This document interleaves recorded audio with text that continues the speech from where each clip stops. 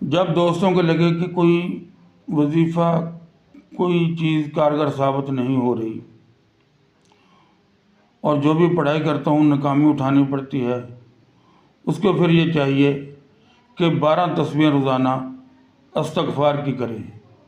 आप यकीन माने आपके सारे रुके हुए काम चल पड़ेंगे। जो बंदा भी 12 तस्बीह रोज़ाना इस्तिग़फ़ार की करेगा, कम से कम 6 से कम ना हो, 12 तस्बीह हो जाए तो बहुत बेहतर है। तमाम वज़ाइफ छोड़ के कम से कम 40 दिन 12 तस्बीहें रोज़ाना इस्तिग़फ़ार की करें और बाकी जो टाइम बचता है उसमें दुरूद शरीफ पढ़े। आपके तमाम बिगड़े हुए काम संवर जाएंगे, आपका हर मामला ठीक हो जाएगा। इस्तिग़फ़ार ऐसी चीज़ है जो इसमें आज़म है। हुज़ूर ने फरमाया कि मैं खुद दिन में 100 मरतबा इस्तिग़फ़ार करता हूँ।